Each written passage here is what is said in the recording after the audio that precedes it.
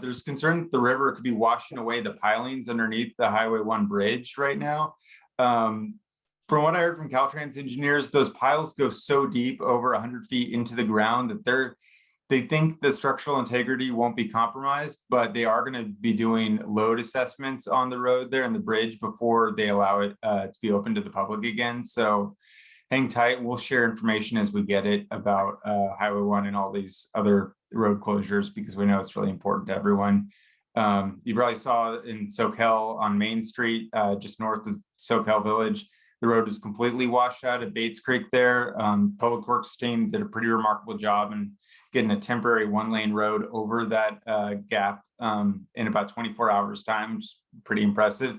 But they're dealing with issues all over the county. Of course, the Santa Cruz Mountains are full of landslides and fallen trees and the like. So please report everything. I know there's a lot of trees, like Rebecca mentioned, that you were starting to see them lean ways. We hadn't seen them lean before. If you can, flag it for Public Works, or you can raise it to our attention. We'll send it out to the roads crew as well. It's just kind of a crazy time for everyone. We hope everyone stays safe. On a totally unrelated note, some of you may have issues with getting access to broadband internet. It's particularly bad up in the hills and mountains. So the county has launched this broadband speed survey. If you go to the county website, at the very bottom of the homepage, there's a link to the broadband speed test. We're asking people if they can, especially in the unincorporated areas, if they can do this speed survey. It's pretty quick, but it's just a really helpful way for us to collect data on gaps in the county's broadband network throughout the county, because we're trying to apply for some state and federal grants to expand fiber and other broadband networks out throughout the county. And if we have better data on where the gaps in those and the networks are, we can have a better solution to those problems. So I just want to put that out because we're trying to get as much participation as possible in that. Those are the most pressing things I had. The other thing is Zach wishes he could be here. He's currently on a call with a lot of state officials right now. He's basically constantly been on the phone for the past few days. The governor's office has been proactively reaching out to us about the river breach and whatnot. You probably saw that last year we secured $400 million in state and federal money to fix the river levee system for design flaws from way back when it was first created. That money's been secured. However, everything with government moves pretty slowly, especially with the federal government, and that construction project is supposed to start in 2025. Obviously, we wish that started several years ago, to say the least. So we're working with them and our federal representatives, Congressman Panetta, Senator Padilla, and even the White House, to try to see if there's anything we can do to jumpstart that process. Literally a week ago today, Supervisor Friend and I were out there with the Brigadier General Antoinette Gant of the Army Corps of Engineers, walking around the river levees in the spots where that are now flooded. And they saw the need then, but I think it's really clear now that you have national media coverage of this issue. So I don't know if we'll get another White House visit. I know Marianne's got a presidential endorsement out of that visit, but I'm hopeful that this will finally get us some much needed attention to these issues. So I know we got a lot to go. You got a lot to discuss with the RTC staff here today about the rail trail. So I'll let you move on, but if there are any questions, I'm happy to answer them, of course. Yeah, I also want to mention, if anyone follows Zach on Facebook, he's very good at posting updates and things there. So you don't have to be a poster. You can be a lurker like me and just look at what's going on. So, or as my husband says, a stalker. So also, Karen, I'll put that broadband speed survey in the follow-up email that I send out to the membership. So I'll find the link and put it there. Yeah, I'm happy to email you the link. Yeah, no problem. Okay, great. So thank you. We can still take votes. So for those of you, we've gotten 24 votes. I'd like to get a few more from the group on the yes to 2,500. So you can continue to do that. But now our other two guests with the much anticipated trail presentations, we have Rob Tidmore from the Santa Cruz County Parks Department, and his focus is on segment 11, and it's his third child, right? And then Sarah Christensen is from the Regional Transportation Commission, and her focus is on segment 12. So, and again, these folks are planners of the trail, and not the rail. So our focus is the trail for this meeting. And Rob, I've told people they can type their questions into the chat, but would like to have you just be able to give your presentation and probably answer questions in your presentation instead of getting interrupted. So we'll go ahead and start with you. Okay, thank you, Emily. Can you all hear me okay? Yes. All right, I'm gonna share my screen here. Is There we go. everyone seeing a coastal rail trail update with people walking on the rail trail? I see Yes. students nodding. Yes. Awesome, all right. Start this, click here. All right. Thank Oh, yeah, well, good evening, everybody. Thanks for allowing us being Sarah and myself, an opportunity to present an update on two of the many coastal rail trail projects that are ongoing at the current moment. I'll speak broadly about the current segments that are under development right now at first, and then I'll go into more detail about my project, which is segments 10 and 11. And then I'll specifically focus on the area in the Seacliff neighborhood, since that's, I assume, where most of you are interested. And then Sarah will give an overview of her project, segment 12, and then we can run through some of the questions that were shared with us at the beginning. Thank you, Rebecca, for sending those over, and then take questions in the chat first. So as Emily mentioned, my name is Rob Tidmore. I am a park planner with the County of Santa Cruz Parks Department. I'm also the project manager for segments 10 and 11. So just start with a little overview of the 3 different projects comprising 5 segments that are currently under development right now. So this shows segments 8 and 9 in green on the far left. Those are being led by the city of Santa Cruz. That runs from Pacific Ave out to 17th Avenue. And then the portions in orange and purple are my project. That's segments 10, 11, and that runs from 17th Avenue all the way out to State Park Drive. And then Sarah's project, segment 12, runs from State Park Drive out to Rio Del Mar Avenue. You probably heard back in mid-December some really exciting news about segments 8, 9, and 10, 11. Both of those projects were awarded very large active transportation program grants from the state, $35 million or so for segments 8 and 9, and $67 million for segments 10 and 11. So both of those projects are now fully funded for construction. And Sarah has some exciting grant news for segment 12 also, which I'll let her share when she gets to her state. So it's a really great time to be working on these projects because, as you know, they're very expensive, and to get this much money into our small county was a huge win. So we're all very excited, and I think we'll be seeing these projects come to life a lot sooner than a lot of people were anticipating. So really good news there. So the other thing I want to mention is all of the projects that you just saw on the previous screen are having a similar environmental analysis and preliminary design analysis for the trail. And when I say that, I mean we're basically looking at 2 different ways to develop the corridor. The first way is what you see on the screen in front of you. This is called the ultimate trail configuration, or the trail next to the rail line.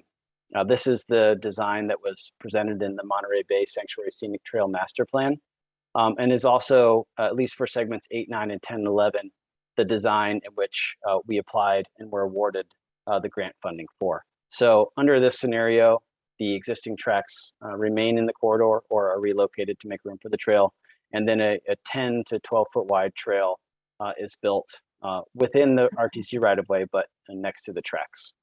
Under this scenario, there's, generally speaking, there's fencing on both sides of the corridor. There's always fencing between the track and the trail, and that's there for safety purposes. And then in a lot of cases where there's some sort of safety need, like a retaining wall, like you see in the image on the screen in front of you, on the right side, right here, like a drop off or a creek or some sort of hazard, there's fencing on the opposite side of the tracks as well. Then the second way in which the corridor could be developed would be this interim trail configuration where the trail is built on the rail line. And this is part of a phased approach in which the corridor could be developed. So under this scenario you see in front of you, if this interim trail option is exercised, the existing tracks would be removed, a trail would be built in their place. And then at some later date, if the rail line is reactivated, then this interim trail would be removed, the tracks would be rebuilt, and then the ultimate trail would be built next to them. Under this scenario, the trail is roughly 12 to 16 feet wide, depending on constraints, and there is no fencing under this scenario as well. So jumping into segments 10, 11, again, running from 17th Avenue all the way out to State Park Drive. Segment 11, I'll more specifically focus on because that's the portion that encompasses the Seacliff neighborhood. So segment 11 starts at Monterey Avenue, and from Monterey Avenue all the way to Mar Vista Drive, the trail is under the ultimate trail configuration, the trail is on the coastal side of the tracks. So there will be trail access at Monterey Avenue at the at-grade intersection, Grove Lane, hopefully trail access at Coronado Street. We are working with the California Public Utilities Commission, who has jurisdiction over such things as trail and street crossings of rail lines, to approve a new crossing and access point that will allow and basically formalize the existing informal trail that goes from Coronado Street down to the New Brighton State Beach parking lot. So ideally, we'll have ADA access from Coronado Street down to the trail, and then a concrete staircase from the trail down to New Brighton State Beach parking lot, which will really improve that area, as anybody who's used that that area will know. Then there's a trail bridge over the New Brighton State Beach access road that'll be built. And then as the trail moves through New Brighton State Beach, a lot of retaining walls required. And then again, at grade trail access here at New Brighton Road. We're also working with state parks to have a new trail crossing and access point at this existing fire road that they use for emergency vehicles. That's an important access for CAL FIRE and other first responders. So that's one we'll be working with the CPUC to apply for, and hopefully they'll approve. The trail moves through the Porter Seven portion of New Brighton State Beach here. Again, trail access at Estates Drive at the at-grade intersection. And then at Poplar Street, we have an informal access point, which I'll show you on the plans here coming up, where people can access the trail from basically the end of Poplar Street right before it makes the turn. Then at Mar Vista, again, at-grade intersection where there's trail access here. And then at Mar Vista, under the ultimate trail configuration, the trail switches from the coastal side to the inland side of the tracks, and then is on the inland side of the tracks from Mar Vista to State Park Drive. And again, there'll be trail access at this point. Before I jump into the plans, just good to give a quick overview of the project schedule. So those of you who have been following the project closely probably know we had our notice of preparation of our environmental impact report back in October of 2021, which now feels like a decade ago. We had a series of basically like community meetings. We had an in-person meeting over at Live Oak Elementary. We had a virtual meeting.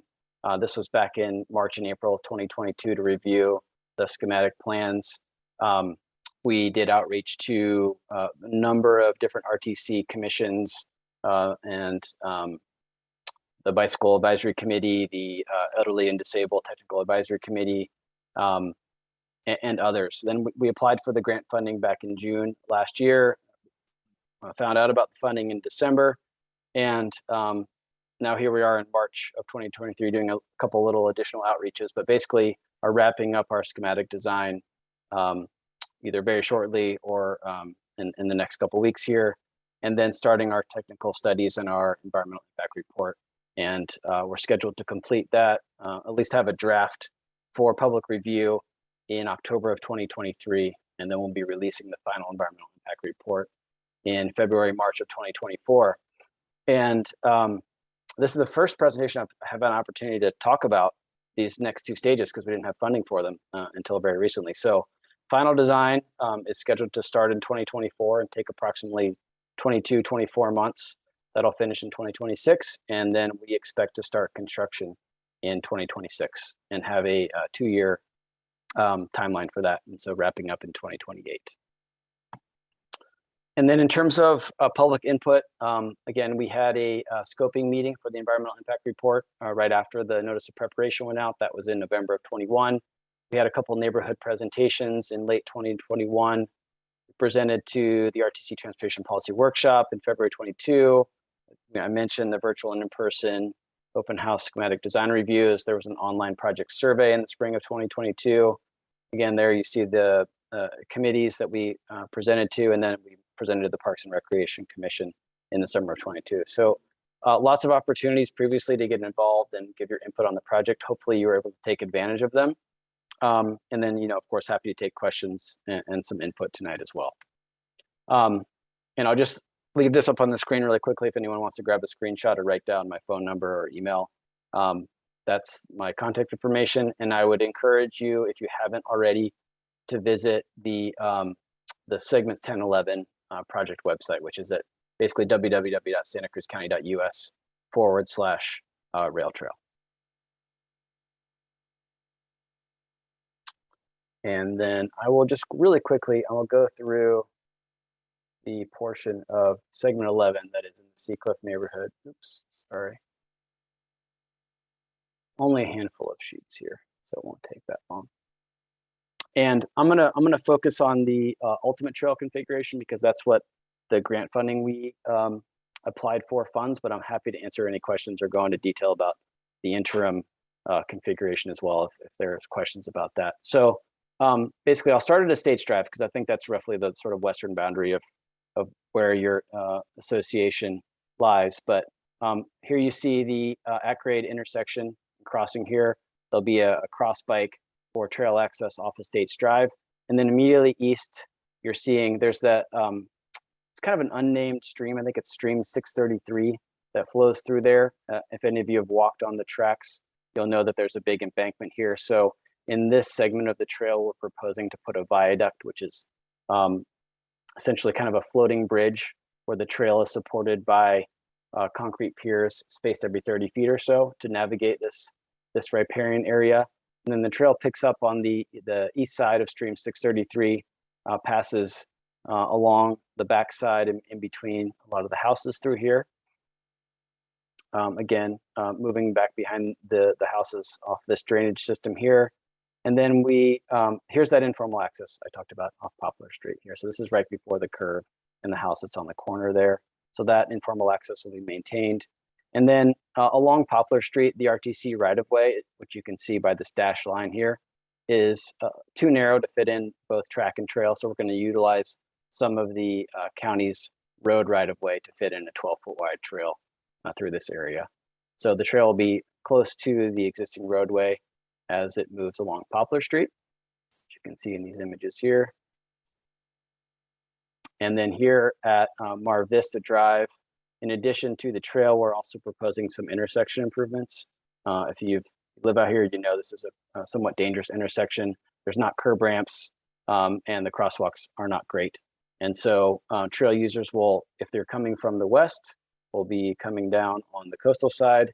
They'll cross the tracks here with improved track panels and ADA accessible curb ramps and things out to a new, better signed and better striped crosswalk along Mar Vista. They'll cross Mar Vista on the north side, make the turn here, and then continue on the trail on the inland side of the tracks from Mar Vista down to State Park Drive.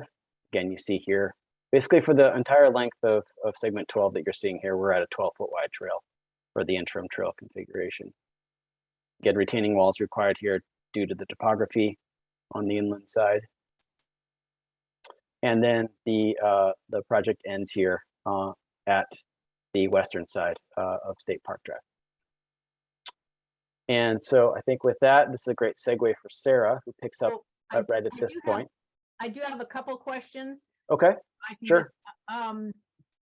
It was, why does it take 2 years for the final design? And then do we lose grant money if we don't implement fast enough? Yeah, so 2 years I think is probably a little bit conservative. And it kind of ties in your second question. So yes, if you don't meet the timelines established in the grant, you don't necessarily lose funding. You can apply for an extension, and they usually grant those. But to be conservative and to make sure we're not asking for things like extensions, we allotted a 2-year period for the final design, even though I think we could get it done sooner than that. But in this case, I don't want to overpromise and underdeliver. I'd rather Right. underpromise and overdeliver in terms of the speed at which we can get this done. But as you know, it's a very large, complicated project. So seemingly simple things take a lot longer than they should sometimes. Well, and you have to do maps of this, like of this caliber for every section, right? I mean, how just this, what's the scale of this map here, and how many do you have to do to get the whole trail? I mean, that would take time, I would think. Sure. Yeah. No, I think our latest set is 185 construction pages. So it's it's there's a lot of work to be done. But that's it's a 25% design level. So there's a lot of work to still remain. A lot of engineering of walls and bridges and viaducts and things that take time.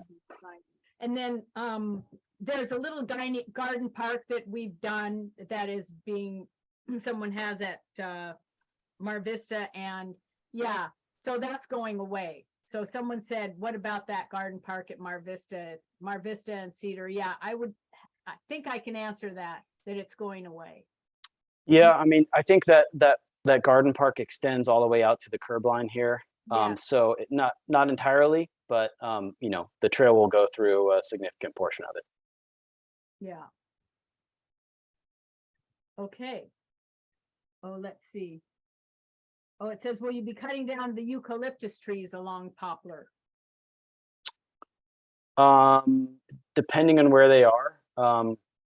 If they're referring to the large ones that are on the, let's see, that would be the sort of west or south side of Poplar, here near where that informal connection is. There's some large trees right here. Yes, most likely those trees will be removed. And then one more, let's see, at Sea Ridge Road, the inland side of the tracks has an active drainage ditch. How will that be handled? Right here. Yep. Yeah, people are paying attention. Good questions.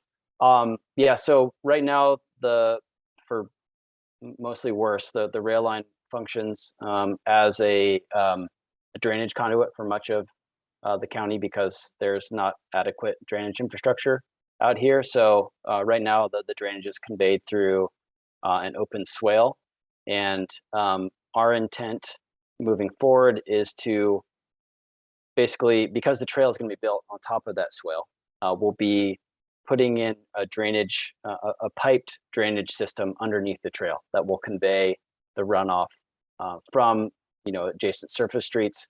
But the trail itself, to be compliant with stormwater requirements, it's pitched to drain to a swale between the track and the trail. So it'll be essentially like a self-treating system. So the trail won't be contributing to drainage issues here. That'll still be handled with the open swale, but because the trail is going on top of an existing drainage swale that conveys off-site flows, we have to put that in a pipe system. And just one more question, and then we'll go to Sarah. Just to clarify, section 11 is going to be parallel to the rail, and I think it's going to be on the coastal side or on the mountain side, but it will be parallel, right? That's correct. Yeah, that's the ultimate trail configuration, and I didn't really talk too much about the interim trail configuration. But under that scenario, the tracks will be removed and the trail will be built on the track. So in any of the scenarios, the trail is parallel to the tracks. I see what you're saying. Parallel meaning next to the tracks. Next to it. Got it. Yeah. So final decision making for the project in terms of which direction goes, it will be dependent upon the Board of Supervisors taking action on the final EIR and deciding which project alternative they want to pursue. So I can't say which way the project will go at this point, but given the fact that the grant funding from the state was for the ultimate trail configuration, and the way Measure D, the 2022 Measure D went last June, I think It's likely that it will go towards the ultimate trail configuration, but again, it will be a decision made by the Board of Supervisors. Okay. So we'll wait for more questions. I want Sarah to. Sure. Yep. So I'll stop sharing and let Sarah share her screen. Okay, thank you. I'm Sarah Christensen with the Santa Cruz County Regional Transportation Commission. I am the project manager for the Segment 12 project, which is actually a larger project combined with Highway 1 improvements. So I'm going to pull up our project exhibit just to show you kind of this magnitude of the project. Can you see the exhibit, the Yeah. PDF exhibit? Okay. So this is an overall project exhibit, and I apologize if, I'm going to zoom in a second, but this shows the overall project with the trail in orange, and then the highway improvements along Highway 1 shown in red and blue. So this project is on Highway 1, it's the third auxiliary lane and bus on shoulder project under development out of 3. So it will complete the last 2.5 miles of the 7.5 mile corridor. The project goes between State Park Drive and Rio Del Mar, and then between Rio Del Mar and Freedom Boulevard. There's auxiliary lanes in between the interchanges, and then a bus on shoulder facility that's proposed from Freedom all the way to Morrissey. So it's a hybrid facility. The buses will use the shoulders at the interchanges, and you could see the kind of length and extent of that.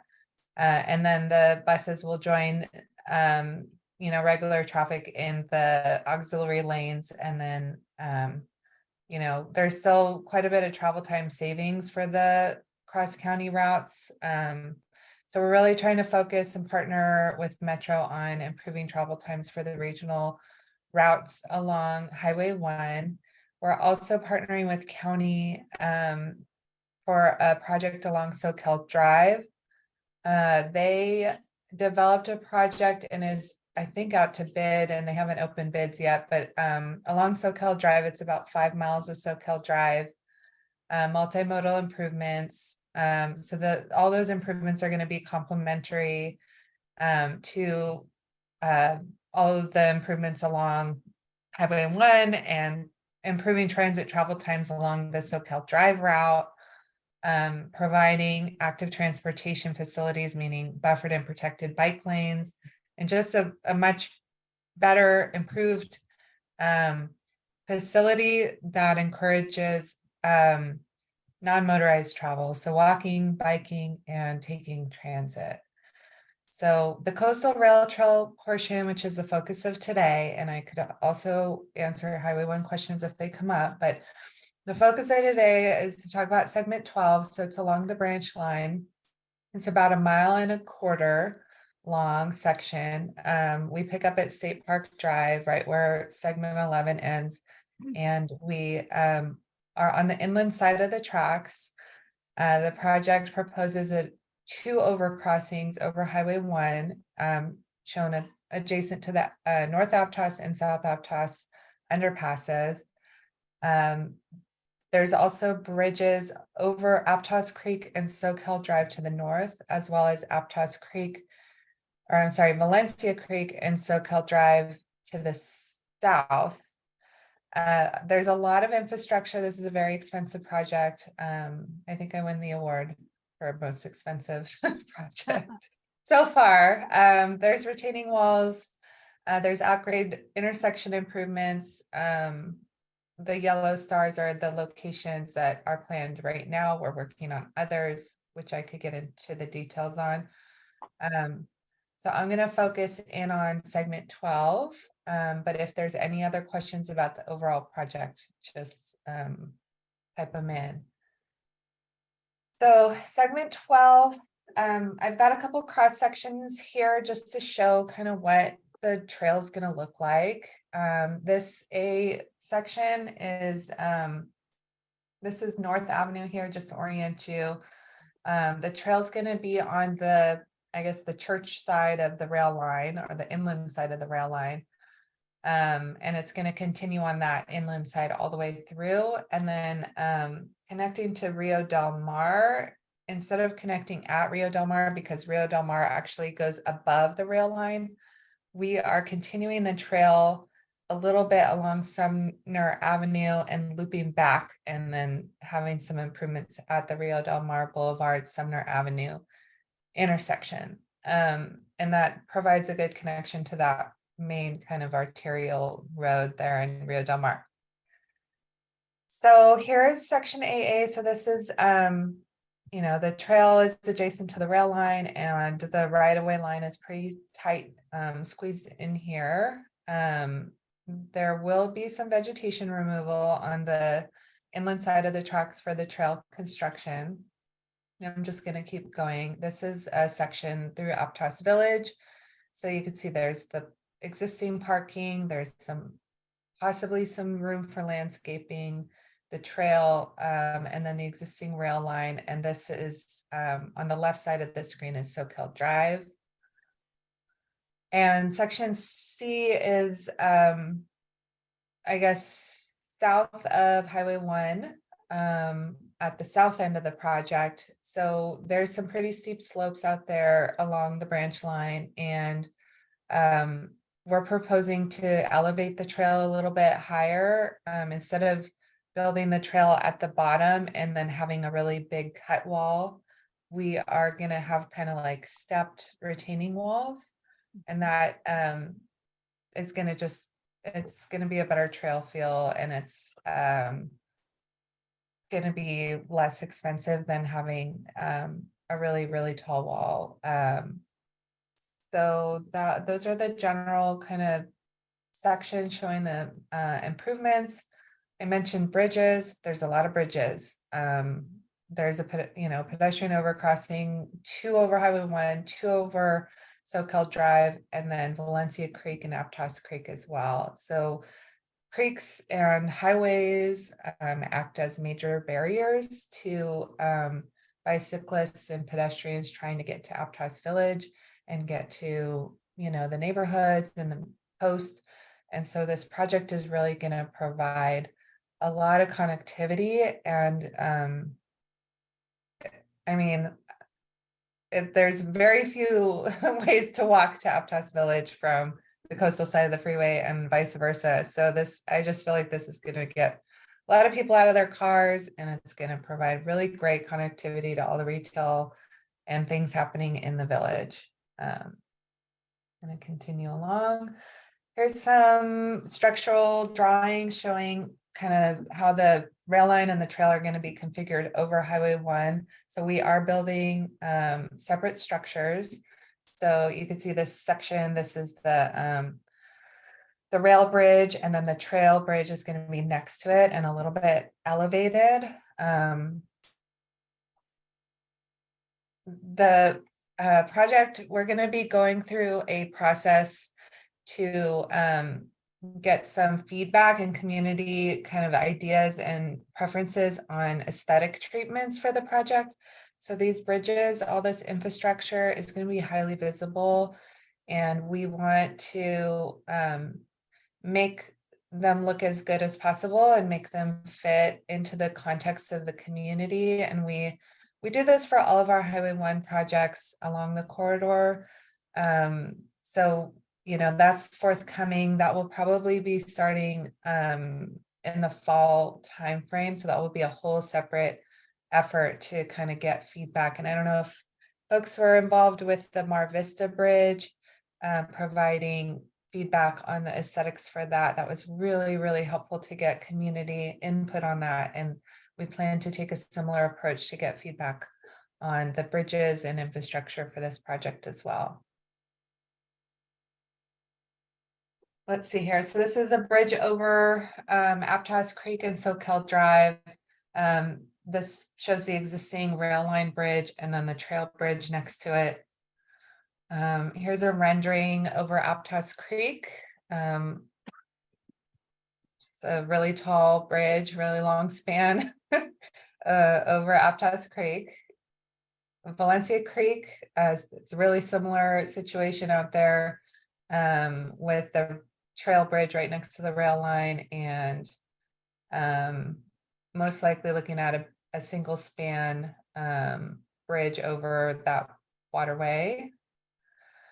Here's a rendering showing the existing rail line with the trail next to it. So this is Valencia Creek, and I'm, back into the background there is kind of entering the village, kind of by the Aptos barbecue place.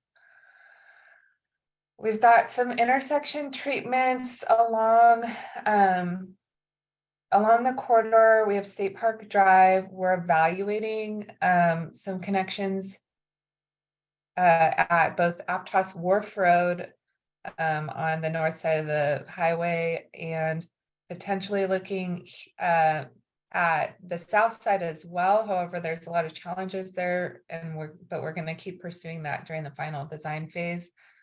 It's a lot easier to connect to things on the trail side of the tracks. If you if you create a new connection on the other side of the tracks, you have to get approval for a new crossing from the California Public Utilities Commission, and it's not impossible, it's just challenging. And so we're going to continue to try to, add as many connections as possible through the corridor that are going to be hopefully approvable. We'll see from CPUC.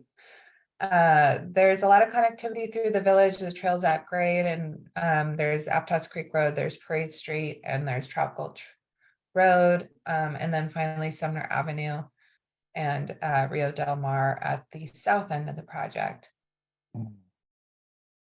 Here is a kind of schematic idea at Aptos Creek Road. So this is where the Aptos Village County Park entrance is. This is the holiday tree that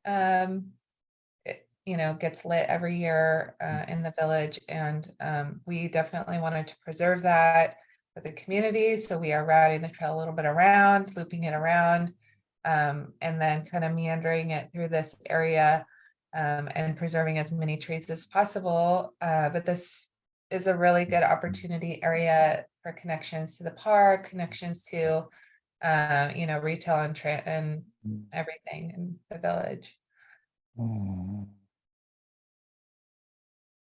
Here's a visual showing Trout Gulch Road. So here's the existing tracks, and then the trail's going to be on the inland side of the tracks. And those are all the visuals I have for segment 12. How are we doing on questions? How do I unshare my screen?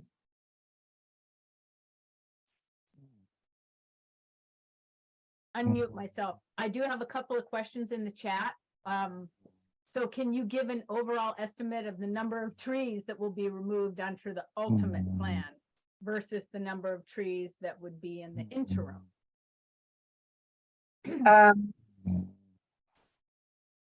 I don't have that number off the top of my head right now, but it will be, I think we have an estimate in the environmental document. The draft environmental document is scheduled to be released later this month.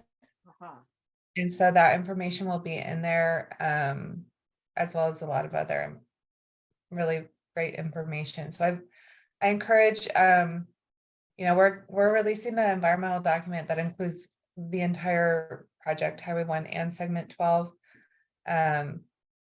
later this month. And we're going to be having a community meeting, a couple of them actually, one virtual and one in person. Actually, we're doing both to, provide information about the project and take comments from the community on the environmental impact report. Okay, so I'll be reaching out to you at maybe in a month then to say, where's the link or something? Is it something that you guys post on your websites? We do. We post it on the website, and we'll be doing a robust outreach effort. We're going to be blasting through social media, and if you're signed up on any of our mailing lists for the RTC, you'll get the info. All right, yeah, so for the person who asked that question, be looking out for that environmental report.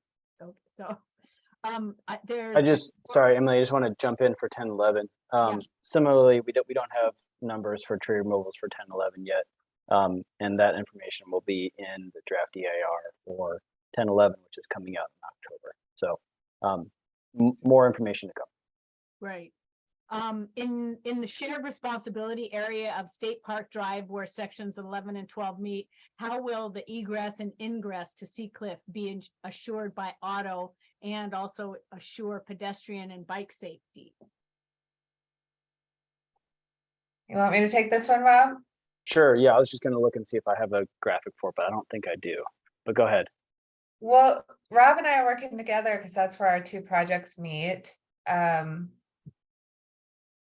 let me see, I was looking at this, can you guys still see my screen? Yes. Yeah. Okay. So I've got the alignment for segment 12 in Google Earth here. And Sea Ridge Road, this is kind of a funky area, and I think we were looking at having the crossing closer to Sea Ridge Road because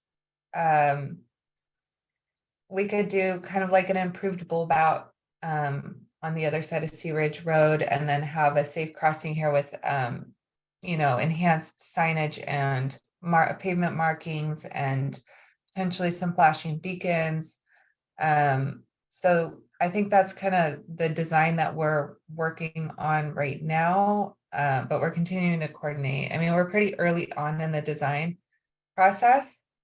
So it's a good time to get feedback from you guys if you have ideas. That is a bit of a quagmire location, definitely. The other question was, since pedestrian and bikes are going to be sharing the trail, is there an expected speed limit? And do you know who would enforce that to reduce accidents? We could pull up, so we actually worked on responses to all of the previous questions. I think that was on the list. Yeah. Do you want us to go through those one by one, or do you want to? Well, if you've answered them, maybe we should go through. Yeah. Okay, that'd be helpful. Okay, so I'm just sharing my screen, and this is preliminary and for discussion purposes, or to try to provide as much information as possible. So I can't remember who asked the question previously. Will the project require a lot of tree removal? Yes, the project will require tree removal, quite a bit of tree removal. The exact numbers are still being developed, but yes, there will be tree removal associated with the project. This one was for more so 11, I think, because you guys have your trees tagged, but the trees that are tagged are not necessarily trees that are being removed. They're trees that were surveyed that are helpful for the folks working on the design and the environmental analysis to see where they are located and to try to avoid them, frankly. If we could avoid tree removals, we try to do so. And but in order to know if we could avoid them, we have to survey them and map them and design the trail footprint. Rob, do you want to add anything to that? No, that's exactly right. Yeah, we've had a lot of people be very concerned about the fact that all the trees out there are surveyed. So yeah, I just want to reiterate that that does not necessarily mean. Right. And I would even say that in the environmental document, we have a count of trees that it's a conservative count. And that number could change, most likely going down, because through the final design process, you go through iterations. There's a reason why it takes 2 years to design these projects, because it's an iterative process, and we try to avoid as many impacted trees as we can. If that makes sense. Okay. Moving on to when the EIR will be released. segment 10 and 11 is coming this fall. October 2023 is the schedule. Segment 12, we're a little bit ahead, and we are targeting March 25th, and I'm hoping that we're holding that date. We have, gosh, I need to find out that date of the community meeting. I want to say it's April 10th. Hold on, let me just look at my calendar. I don't want to show you guys my calendar because it would probably give you anxiety. April 11th is our virtual open house, 6 p.m. Tuesday, April 11th. And Thursday, April 13th is our in-person meeting, 6 to 7:30 as well. So mark your calendars. That should be really great to get community input. Is there going to be an email sent out in general regarding this? Yeah, we are working on putting together some materials to blast out. Because I think we're on your list and we can just forward it to our members. That would be great. We would really appreciate that. Okay, so next question, the RTC is planning for passenger rail. How will people on this trail be safe so close to a moving train? And I'm just going to read the response here. The rail operator has the obligation to follow all applicable safety laws, regulations, and requirements of state and federal agencies that govern rail operations to ensure the safety of rail operations. Proposed trail construction is consistent with the California Public Utility Commission approvals relating to spacing and fencing between the rail and trail, as well as channelization of trail users to approved crossings designed to meet CPUC standards. Freighter passenger rail operations on the branch line will have the obligation to follow all applicable safety laws, regulations, and requirements. Okay. Will the RTC wait until the rail study is complete before deciding on which trail to build? So segments 10, 11, and 12 are advancing as separate projects from the rail project. And the rail project is, our board just approved moving forward with a development of a concept report, and that is most likely going to happen after the decision of which trail to build is going to happen. So the projects will be environmentally cleared and be well into design and potentially construction, concurrently with the development of the rail transit project. So they're separate projects, and we're not going to wait for one thing to be done to develop the other, if that makes sense. But we'll be coordinating, obviously. The rail project is going to need to coordinate with the trail projects. So there's a lot going on the branch line, which is exciting. Hopefully that answered that question. All right, where will access points on the trail be located? I think we covered these. You answered that, yes. Trash and recycling receptacles, generally those are located at each grade intersection. Will there be a fence between the rail and the trail? The fencing will be proposed as part of the trail projects. That's a requirement of the California Public Utilities Commission. Speed limits for electric bikes. The speed limit for the trail will be 20 miles per hour.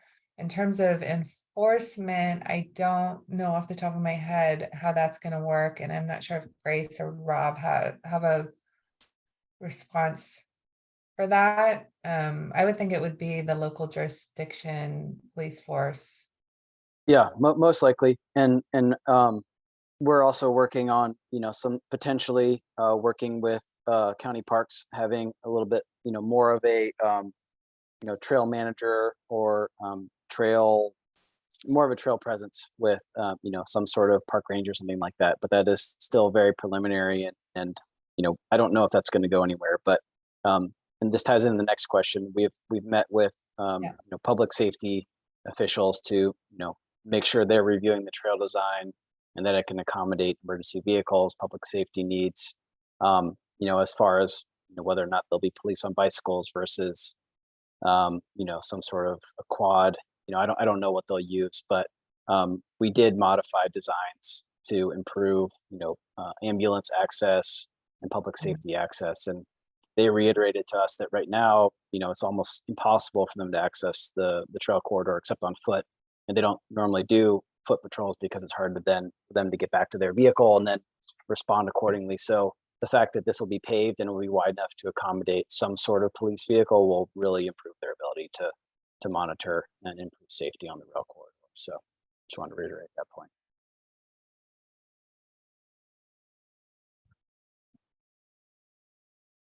Okay, how will the trail be lighted so people can travel after dark? Segment 11, I would say is consistent for segment 12 as well. We're exploring options to light the trail at low levels to improve public safety without impacting adjacent sensitive habitats and neighbors. Yeah. So, and then project funds may not be sufficient to fully light the entire trail. So we might have to pick and choose where we add the lighting. It adds up in terms of the capital costs and maintenance and everything long term. How long will construction last and when does it begin? Segment 11 is about a 2-year duration, likely starting in 2026. Segment 12 is a bit longer because it's combined with the big Highway 1 improvements, much larger project, 3-year duration, but assuming we get full funding, we're supposed to start construction 2025. So, and then I didn't mention, we did get a federal grant, which is really exciting. Those are really, really difficult to get. But our project is considered nationally significant, which is really, really exciting. And we're continuing, we still have one more grant that we're going for that will fully fund the project, and we'll find out in June if we are successful. Assuming we are, we start construction 2025. Okay, moving on. The purchase of Aptos Station properties will be a great way to connect Seacliff residents with Rancho Del Mar and Aptos Village. What is planned for the properties there? So we don't really have any plans for those properties. We jumped on the opportunity to acquire the properties because we needed quite a bit of those properties to build the trail. We will likely use the area for construction staging and to provide access for the contractor and an area for materials and equipment. That location is right next to where the bridges are being constructed, the new bridges. And that's a heavy duty operation. So we're going to need all that space for like cranes and whatnot.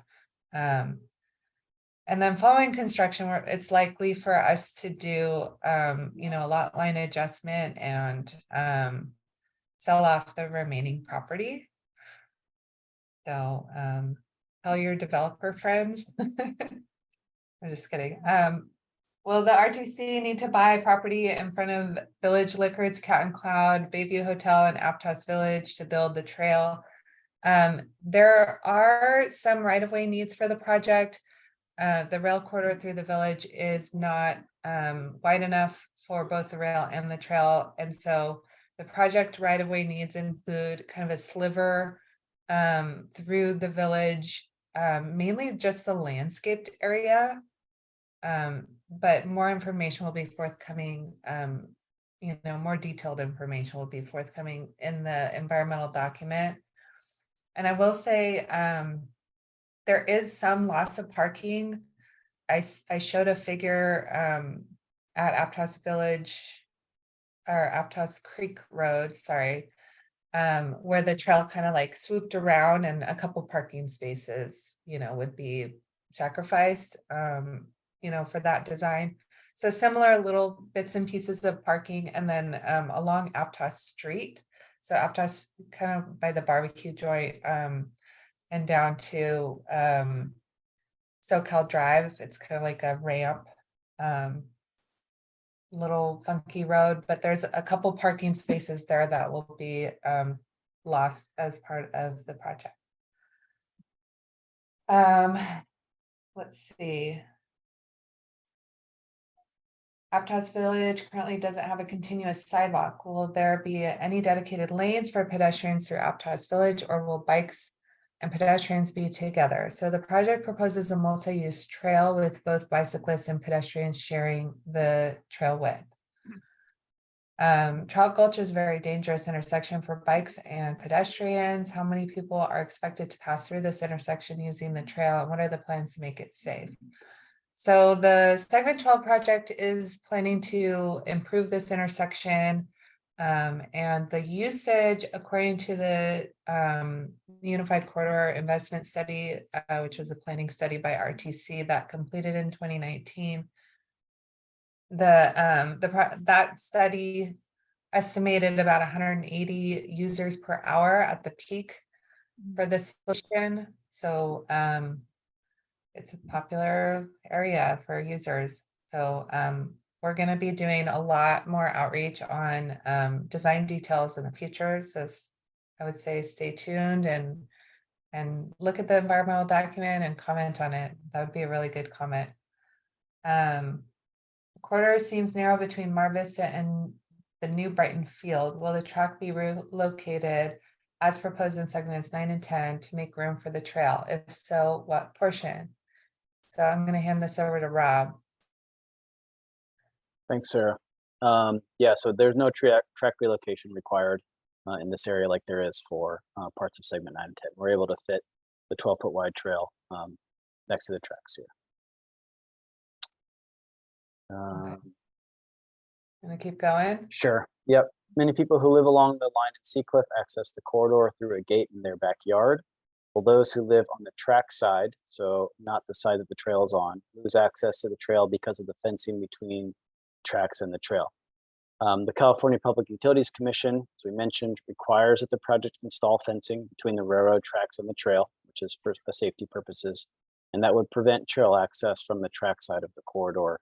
And we just want to note that unauthorized access to the freight rail corridor currently is not allowed and is considered trespassing by the RTC. Next question, along Park Avenue in Capitola, will the trail be on the inland or ocean side of the tracks? And will the tree tunnel be removed? So this is a great question. This is one of the more challenging locations for segment 11. And basically we're talking about from Monterey to Grove Lane. And we did 3 different alignment options. We looked at 3 different alignment options through this area. We looked at an inland side, looked at the coastal side, then we looked at what would it take to route the trail next to the street, because we know that their environmental impacts are potentially high through this area. So, and what those studies determined is that the trail located on the coastal side of the tracks from Monterey to Grove has the least amount of tree removals and the least amount of environmental impacts. So that's where it'll be, but it will still require removal of many of the trees on the coastal side of the tracks. So the tree tunnel won't be entirely removed, but it will be reduced. Next question. I heard that the Capitola trestle is not safe for trains anymore. Will the trail use the trestle, or will the trestle need to be replaced? Another great question. So the Capitola trestle is currently out of service. In the long term, replacement of the bridge is proposed as part of the future rail project. And that replacement bridge will carry both the rail and the trail. In the short term, the segment 1011 project that I'm working on will end segment 10 at the public parking along Cliff Drive. So basically a little bit southwest of Capitola Village. And then segment 11 will start at Monterey and Park intersection, sort of northeast or uphill of Capitola Village. And then in between, trail users will use the existing bike infrastructure through Capitola Village. And then I think this is the last question.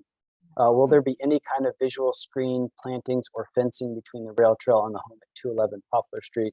This was asked by the resident of this address. Perhaps the address was written down incorrectly, but 211 Poplar Street is located on the coastal side of Poplar Street. So there's the whole Poplar Street is between that property and the rail trail. So maybe the address was noted correctly. I'm not sure. So, all right, so that was all those. So there were a couple more. There was one at the very beginning. How much input will we have on the design of the trails? Well, did that ship sail? Were we supposed to have given our input way back when you were doing those, or? No, I mean, we had, that's always better to get feedback earlier, because there's more opportunity to make changes. So I would say, at least for 10 and 11, because we've had our grant scope identified, the ship has sailed for major changes to the scope of work. But as Sarah mentioned, things like ways to improve intersections for safety, or design details that are still being determined in final design, or things related to environmental impacts or the environmental impact report. Those opportunities still exist. So yeah, just definitely encourage everyone to continue to be involved in the projects and give us your feedback, because the more eyes we get on it, the better the projects will be. Right. Okay, let me see. When Highway 1 question, when will the bridge on Mar Vista be started and completed? I think that means the pedestrian bridge. Yes. So the Mar Vista bicycle and pedestrian overcrossing is part of the Highway 1 Phase 2 project. So that project's between Bay Porter and State Park Drive. And that project is out to bid right now. So the bid opening, I want to say, is about a month out, and construction is scheduled. It's gonna start likely in the fall. Oh, 2023? Yeah, this year. I know it's a long time coming. So I we're know, really. And then the duration of construction is about 2.5 years. It's going to be dependent on weather. So Sure. hopefully, yeah. Okay. So Can I ask a quick question regarding that? Do you know at this point if, I know that you're working on the bridge, maybe I should ask Public Works. We're just looking for what types of improvements might be happening on Mar Vista Avenue after that, because that road and the pedestrian safety is not great. We could have along, but go ahead, Rob, if you have more. Yeah, I was just going to say, because before I worked for Parks Department, I worked for Public Works, and that was, yeah, as you know, Mar Vista is the tie-in between the rail trail and all of the great work that's being done. Those new pedestrian overcrossings that Sarah's working on, and then the SoCal Drive. So, when all that's complete, there'll be this wonderful loop of protected bike lanes and bike pedestrian infrastructure through, the heart of Mid County, which is amazing. And so, yeah, that piece of Mar Vista is kind of the missing link there. So I know that Matt Machado over at Public Works considers that a high priority, and they were looking at, when I left, 9 months ago or so, they were looking at funding a plan line study for the road to look at how they could incorporate either sidewalks or bike lanes as part of that. I think the challenge there is funding for that, as it is for a lot of county road projects, but it is something they're going to look at, and it will be a higher priority. For those whose property backs the trail or tracks, what kind of barrier will be put into place between the houses and the trail / tracks? So that's a good question. It kind of depends on how the project backs up to the corridor. So in an area where there's a large retaining wall that's required for the project, which is the case for a lot of segment 11, like between Mar Vista and State Park Drive, there'll be a retaining wall that holds up the slope. So the trail will be sunken below those properties. So in that case, there'll be a retaining wall on the RTC side of right-of-way, or the property line. And then most likely in that case, if it's retaining wall, there'll be some sort of protective fencing above it, chain link fence, to prevent someone from coming down the slope and then falling onto the trail. Where the trail and the adjacent property are at grade, and say that the neighbor's fence is built within their property, there would be no changes, and we would most likely not need to install anything. if the fence is built on the RTC property, we'd go in and put some sort of chain link fence to replace it, to separate the trail from the neighbor's house. And the city of Santa Cruz had the same situation for segment 7, which is the part of the trail that's built over on the west side. And a lot of neighbors in that case didn't want a chain link fence as their fence, so chose to install their own fence as needed. So it really is kind of depends on what how the two properties meet. So I'm just wondering how can our people who want something different than a chain link, is there a way for them to reach out and do what they did on the west side if they didn't like the chain link? Yeah, I mean, we'll have there's plenty of time to coordinate that Okay. that level of design, but that'll happen during final design. Okay, all right. And segment 12 is entirely on the inland side, just to confirm, right, Sarah? Correct. Yeah. Yes. Okay, and how now? Let's see. Yeah, we already know that. What is the status of passenger rail? Well, I don't know. I don't think that question is that really appropriate for this. Sorry, Miss Roca. Let's see. Can you share the slides you showed of segment 12? Oh, can this be posted somewhere or what? I could email the PDF to Emily and Rebecca. I feel bad because I didn't have much time to prepare. I would have joined forces with Rob and had a pretty PowerPoint, but I had to use kind of a recycled PowerPoint from the bike committee. Right, that's okay. That's okay. It looked great. Don't worry about Yeah. it. I was responding to storm stuff Yeah. in South County all day and made it home barely enough time to put my hair up and Right. show up here. So Right. And so as far as, State Park Drive, that crossing at State Park Drive, it seems like there's going to have to be stop signs on the trail so that people will stop, like for trains in Danville and things like that, like they do in other places. That we're just concerned about. They just can't. Well, they're doing it on the west side, right? Don't they have to stop? All of the at-grade intersections with the trail have stop signs for trail users. Okay. Yep. All right. Great.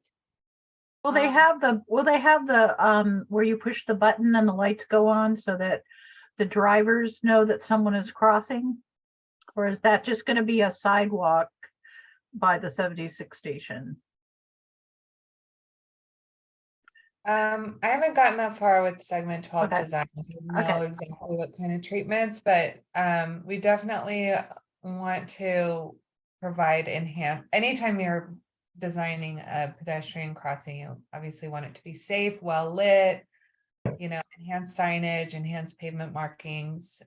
So we will, we'll have a lot of those details forthcoming. I was actually going to offer, once we get further along into the design, to come back and have another opportunity to get feedback, maybe in the fall or early next year. That might be a good time. So just throwing that I out think there. we'll be ready whenever you are. Yeah. Okay. But, so Can I ask a question? Yeah. I'll lower my hand. Okay. I'm sorry, we had a blackout, so I'm kind of late to the meeting. Is the only location in Aptos that riders on the potential rail would be able to board is downtown, or are there any other locations like at State Park Drive at the beach? Well, this isn't really a rail call, Greg. It's the trail part. And so these are planners for the trail and not necessarily rail access, which I think is what you're asking. So that would be that would be to the RTCC. You would write to them. We could, we could commit to coming to this group with, for the future rail project. We're not quite there yet, but we will be having some public outreach associated with, station locations and that sort of thing. So I would say stay tuned and Yeah, sorry. You joined just Yeah. with the question and didn't get an answer. Sorry. And go we don't have an answer to that yet, because the project concept needs to be developed, and we're working really hard on getting that going. So I apologize for not having a better answer yet.